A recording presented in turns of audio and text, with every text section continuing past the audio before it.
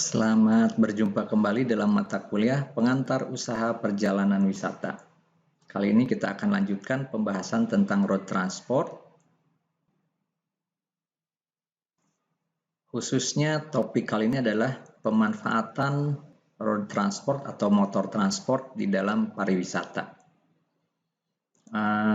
Dalam data yang terakhir ya, kita lihat bahwa penggunaan kendaraan bermotor itu road transport itu masih dominan di dalam pariwisata.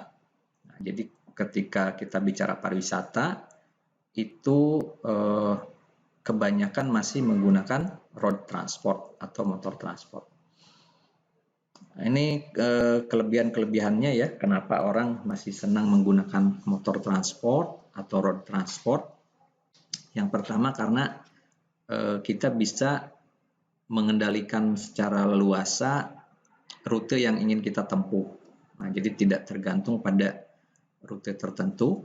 Kita bisa menggunakan rute yang kita inginkan, menentukan arah mana yang ingin kita tuju, dan juga keleluasaan untuk berhenti di tengah jalan. Selain itu, kita juga leluasa untuk menentukan waktu keberangkatan kita, karena tidak ada jadwal khusus yang harus kita ikuti ya.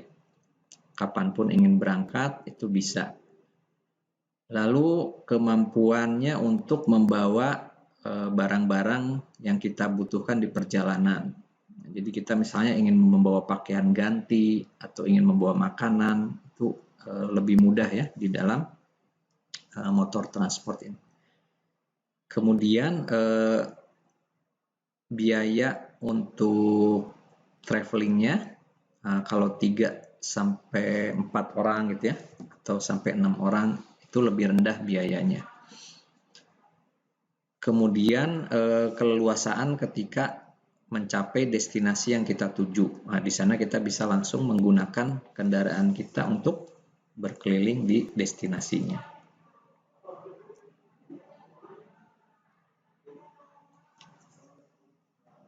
Ada beberapa jenis motor transport yang biasa digunakan dalam pariwisata. Yang pertama itu private car. Nah, private car ini bisa bentuknya SUV ya, atau MPV, atau minivan, biasa dikenal juga. Ada juga taksi yang dicarter ya, taksi yang dicarter atau shared itu ada kendaraan umum. Kemudian ada rental car service. Nah, kalau taksi itu bedanya ketika dia tidak disewa pun dia akan berkeliling ya mencari penumpang. Nah, ketika ada penumpang itu tidak digabung dengan penumpang lain.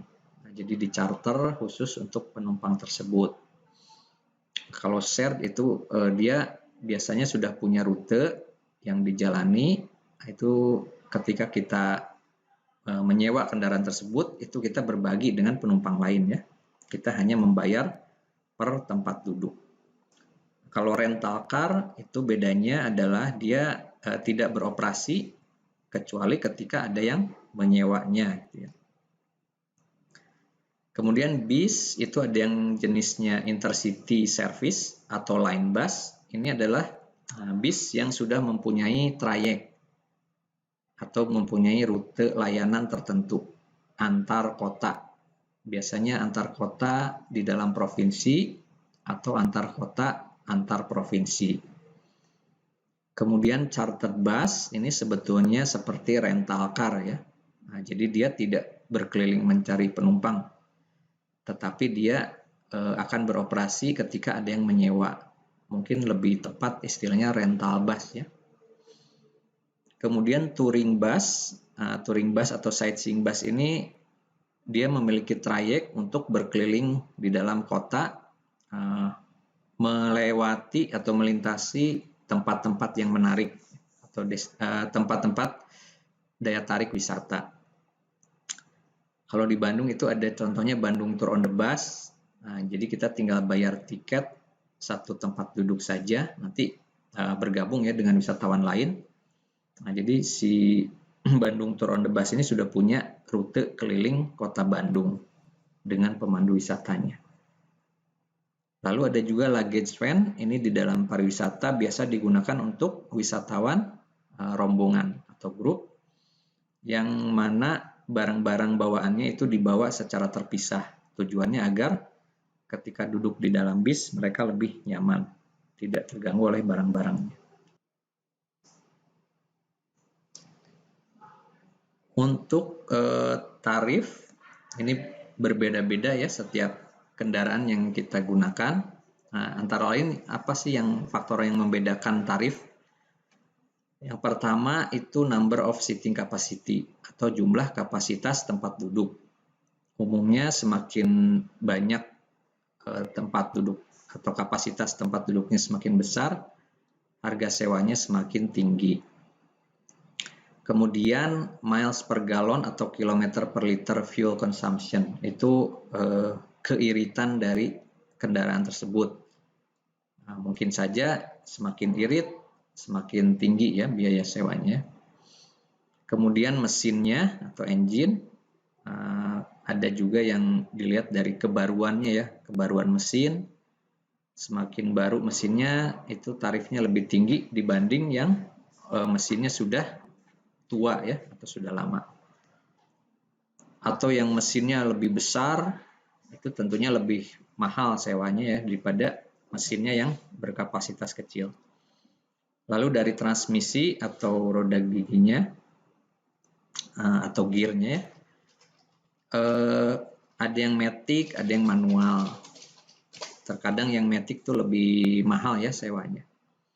Kemudian yang manual itu juga ada yang four wheel drive misalnya. Itu four wheel drive itu keempat rodanya bisa bergerak. Nah ini juga harga sewanya tentu lebih tinggi daripada yang two wheel drive saja. Kemudian dari fasilitas-fasilitasnya, yang ber-AC, sound system itu lebih tinggi ya harga sewanya.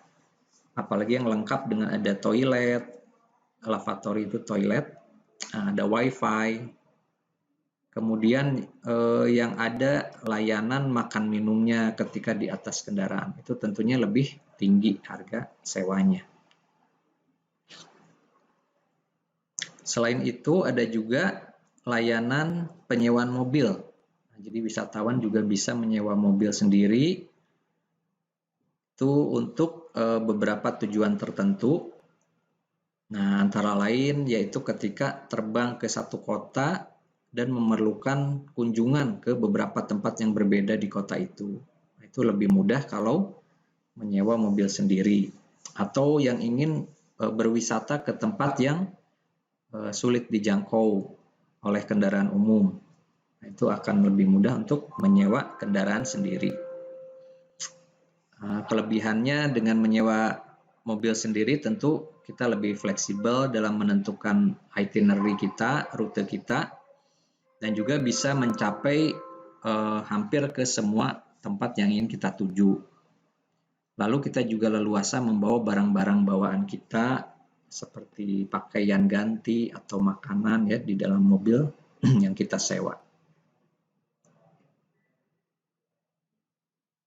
Untuk menyewa kendaraan kita bisa ada beberapa sistem ya. Yang pertama European System itu ketika kita sewa harus kembali ke tempat penyewaan tadi ya.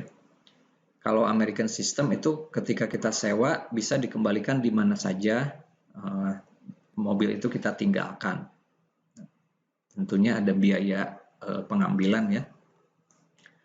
Nah, namun ada juga yang beberapa penyewaan mobil itu memiliki layanan delivery. Nah, jadi kita misalnya tiba di airport, si penyewa mobilnya perusahaan penyewaannya itu mengantarkan mobilnya ke airport. Jadi kita tinggal naik mobil sewa itu. Atau ada yang diantar ke hotel juga.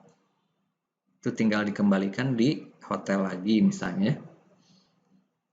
Kemudian yang one way service itu sama dengan yang American System tadi ya. Diambil di kota lain atau kalau di Eropa tuh di negara lain bisa juga ya. Untuk biaya sewa mobil itu ada yang per jam, ada yang harian, ada yang per minggu dan per bulan. Kalau yang per jam itu biasanya yang kurang dari 1 hari, misalnya setengah hari gitu ya, itu dihitungnya per jam, tetapi ada minimum charge-nya, misalnya minimum 1 jam. Kalau kita sewa 30 menit, ya dihitungnya 1 jam. Kemudian untuk daily ada yang 8 jam, ada yang 12 jam, ada juga yang 24 jam. Umumnya yang menggunakan driver itu 8 atau 12 jam. Untuk yang 24 jam itu yang dibawa sendiri ya. Kemudian ada extra hour charge untuk yang daily ini. Ketika kita sewa 1 hari, pengembaliannya misalnya lebih dari 24 jam. Nah, itu ada kelebihannya dihitung 1 jam. Misalnya kita pengembalian 25 jam, dihitung 1 jam. Kemudian weekly itu 7 hari, kita sewanya per 7 hari. Kalau monthly itu per bulan ya. Nah, untuk penyewaan mobil tentunya wisatawan harus memenuhi persyaratan, antara lain usianya sudah memenuhi persyaratan tertentu, kemudian memiliki driver's license.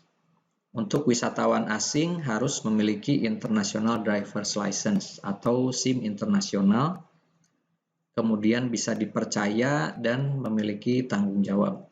Untuk penyewaan sendiri bisa lewat travel agent atau dari hotel juga bisa ya, atau langsung datang ke tempat perusahaan penyewaan mobilnya.